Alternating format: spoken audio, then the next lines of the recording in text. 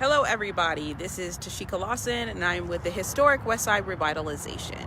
So we are coming to you a little bit later than we normally do on this Tuesday because we actually were trying to go down to the Bolden Command, because if you're looking at the Metropolitan Police Department website, it says that they're actually supposed to have a meet and greet with the community so that the community can get to know them from 6 p.m. to 8 p.m. So we actually went over there, but it was closed. So we're hoping that these are actually just things that they're doing for the COVID-19, but we'll be back tomorrow morning to actually see if they're going to be opening up for future things. So since we weren't able to tour the actual park this past Saturday that opened up, and that is the Historic Legacy Park that you're seeing behind me, we decided that maybe we should actually take a stroll so that you guys can see what the new park looks like. So this is going to be over on the Historic Westside. This is a park that is in the Enterprise Park off of Martin Luther King and Lake Mead. Is this Lake Mead? Martin Luther King and Lake Mead. And we figured that we would actually just have you guys walk with us as we kind of walk through the park. So we know that this park opened this past week. As you see, there's like this large gateway. There's a sign over here for the Historic Westside Legacy Park. We see going around here, we see the Del Taco and the Starbucks and the McDonald's. One of the questions that we had before this park actually was approved to get started was, we're going to be walking over here, and you're going to actually see that on the floor there's supposed to be an actual map of the Historic Westside. So one of our questions was, since we're going to be putting resources out here when it comes to parks and recreations, why wasn't this park built inside of the actual Historic Westside, like the map that we're going to be seeing a little bit later on today? So as you see, this park was just recently opened. One of the first things that we noticed, it's well lit from what we can see, but when you're looking at the little marquees, I don't know if everybody can see that. This park was open on Saturday, and we're hoping this is just something that has happened over the last couple of days. But when it comes to the pride in the Black community, we want to make sure that the actual devotion to the details, and that's something like keeping these things clean, it's at the forefront. We know that this is an underserved neighborhood. We know that there's been a lot of redlining, overall discrimination, just a lot of unfair stuff that's been happening in this neighborhood. So when it comes to this new park where we're actually using city resources, we're using our resources for our tax dollars, we wanted to be able to take you guys through here. So seeing all of this, I'd say that one of the things is, if this is a park that's supposed to be for us, if we want to take pride in it, then we're going to have to keep it clean. So that does include, actually people coming out here and us putting in the work from our community and actually coming down and cleaning the signs if we don't actually have somebody dedicated to keeping our legacy clean and at the forefront in even our community. Because as we see, a lot of stuff will actually go up inside of the West Side community, inside of Black communities all over the country, when we're doing some virtue signaling, trying to show that we're trying to do things that are right. But we have to actually see that follow through. So this is actually a mural of the Moulin Rouge, which is a site that kind of has a lot of historical significance, not only for our city but for our country, since that was the first integrated hotel inside of the United States. This is actually the meeting at the Moulin Rouge, as you can see.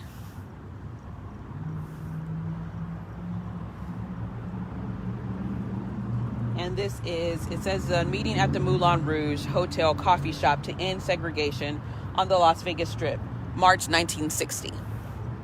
So I will say I do like the actual pictures that are actually being presented. We would like to be able to see things like this that are getting this level of attention everywhere. in the West Side. Things that, because this was a plot of dirt for as long as most people can remember, and now it is again in the heart of the Black community. And what we see are a lot of big chains. And we're told that the actual site of the new park, which they're going to be closing the actual West Side school, the West Side library, and moving it. We're not sure if it's going to be in this vacant lot right here. As you see, the land has been cleared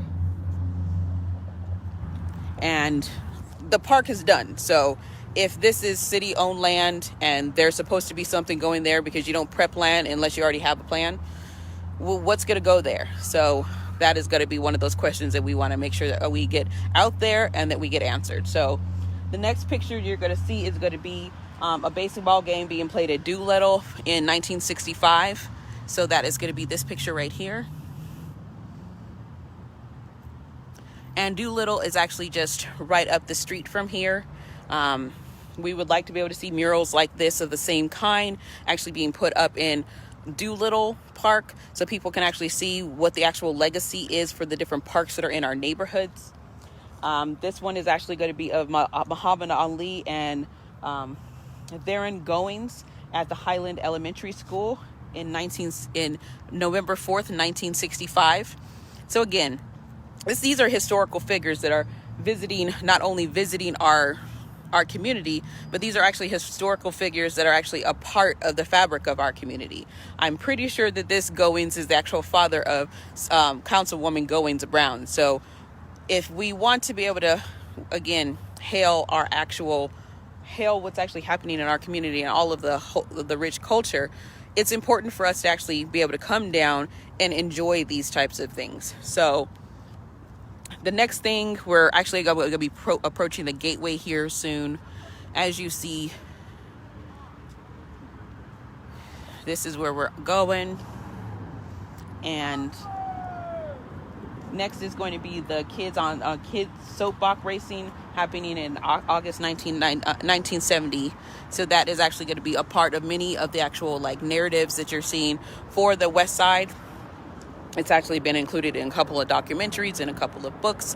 It's actually even a part of the 100 Plan in Action pictures. And I'm not sure if it's the 100 Plan in Action or the old 100 Plan, but that one was also included. So again, this is my first time seeing this particular picture. And that is going to be looking at this one, which is the Welfare Rights Organization March on the Strip.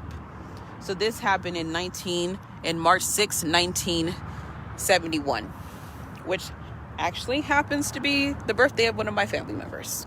March 6, not 1971.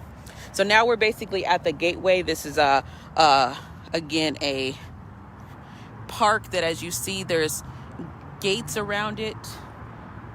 I don't know very many parks that are actually going to be inside of a shopping center, but hopefully we'll actually be able to get some people who want to come over here for photo ops. We'll be able to get some people who actually want to enjoy things, but hopefully we're going to walk around and see the different things that are actually happening. So again, here's the Historic Westside sign, and we're just going to pan so that you can actually see and experience the park at night with us.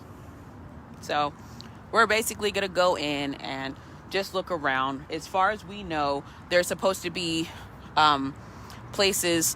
One of the things that struck our organization when we were actually looking through here is the lack of coverings that are for the kids portion over there. Because if you're over in most of the parks that are in our area, there's actually a thing covering most of the kids' parks so that the kids can actually be outside and enjoy being outside. We know Vegas we have a lot of sun advisory. We have a lot of actual people who get afflicted by heat stroke. So we would like to be able to see things like that. So if you have kids and you want them to play over here, please make sure you write over to your Parks and Recreations or call them and say, please add an actual sunshade, a sun sanctuary for our kids to be playing over here. So the dedication It's supposed to, dedications for the individual people for the actual legacy, the actual trailblazers are supposed to actually be here. We see that it's decorated for that. We're going to walk over because we do have a dedication in the middle of the park. But we're told that these are actually going to be the places where people are put for the legacy.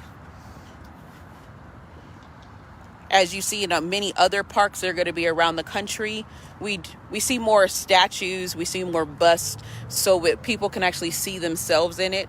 And when we were attending the actual conference, the online conference, we were surprised by, instead of those, we get these.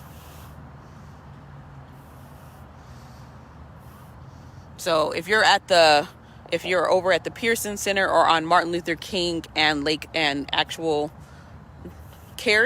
Luther King and Cary across from the Pearson Center, there's a gigantic statue of Martin Luther King, which would be, I know a lot of people would welcome in this area. So now we have multiple inlets into the park over here.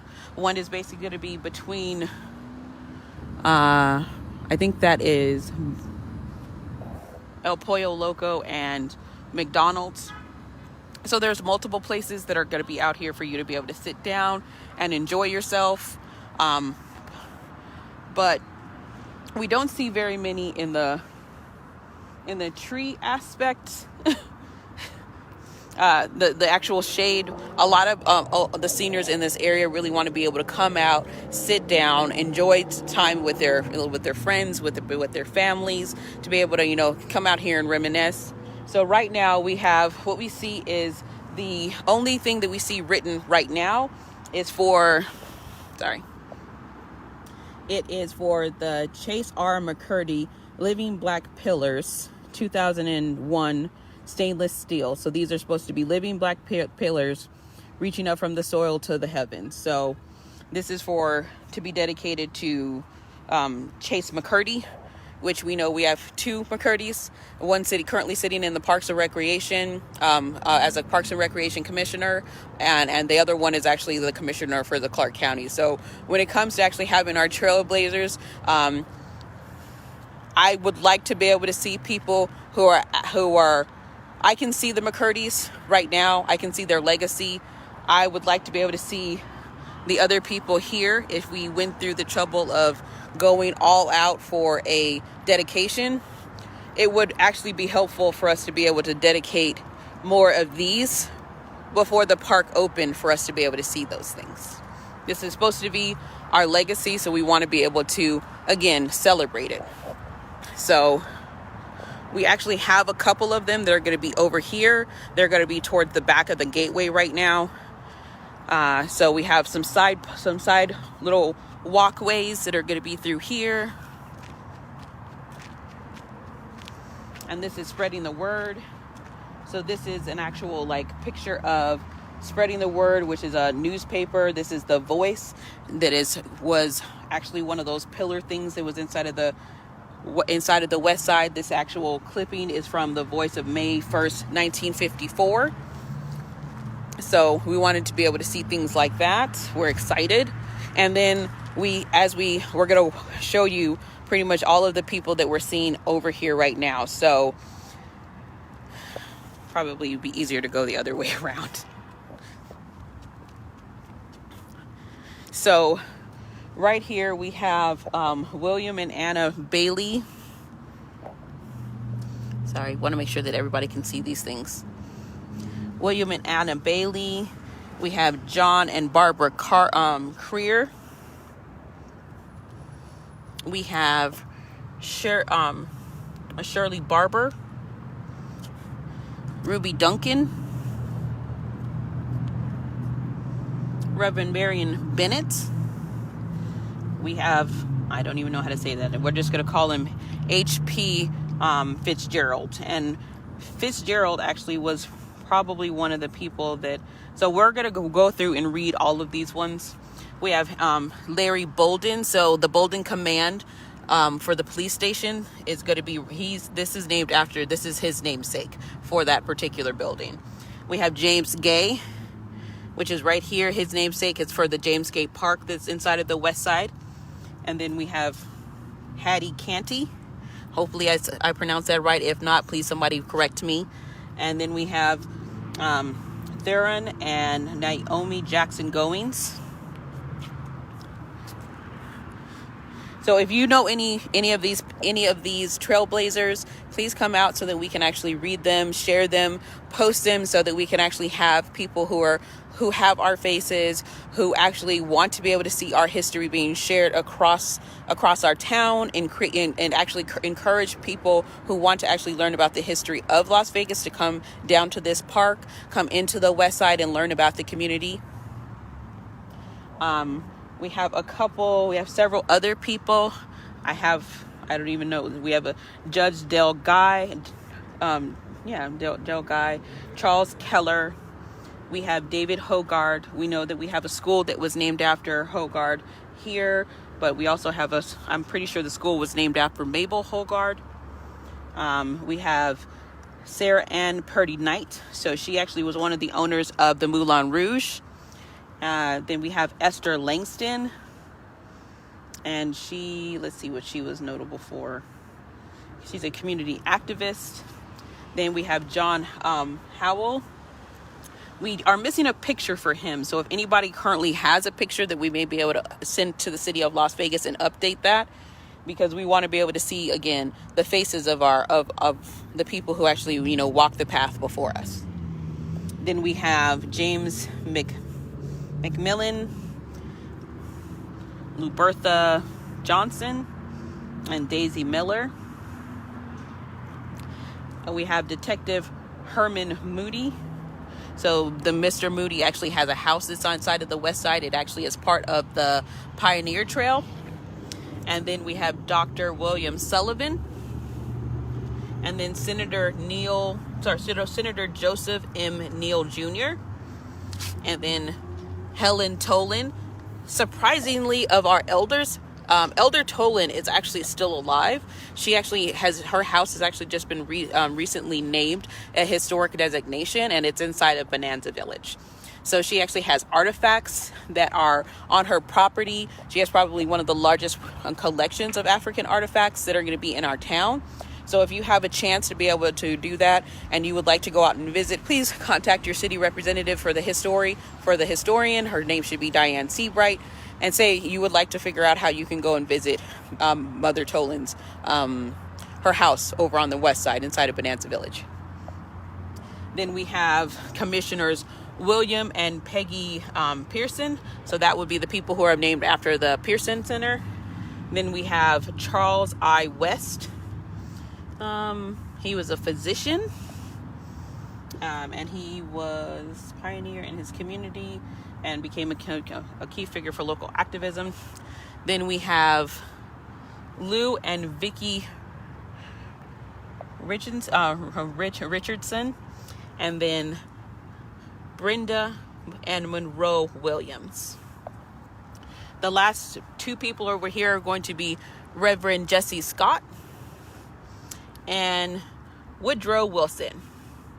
So I will have to recant that we don't actually have any of these filled. It's just that we have much more spaces for more of the people who are actually part of our legacy to be here. So we will go over here, which is actually supposed to, this is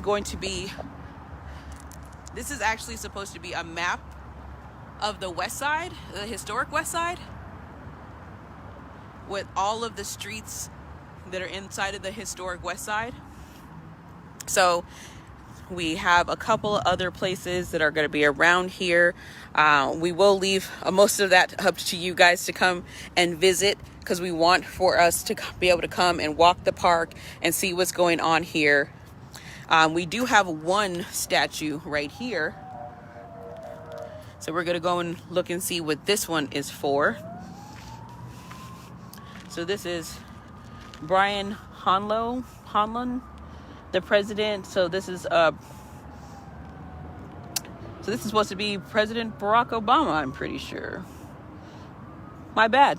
This is not Brian Hanlon. That was actually President Barack Obama, who's actually inside of our park, kind of looking over what's actually supposed to be happening. So hopefully, if anybody can share this with the Obamas and they want to come down and look and see how they can be a part of more history that needs to be expanded upon and celebrated inside of the West Side, maybe we can do these, because I know that the most enjoyable thing that I've seen today is going to be this bust where I can take a picture with Barack Obama. So that's pretty awesome. If you have the ability to come down, please do. We want to be able to see more of ourselves in the history that's being actually created for us. We need people to actually call into their city council people, to call into their commissioners and say, hey, what are we doing about our parks? How are we able to celebrate? And how are our kids going to learn all of the rich legacy and culture that we have? So again, everyone, we're not fighting this battle for ourselves.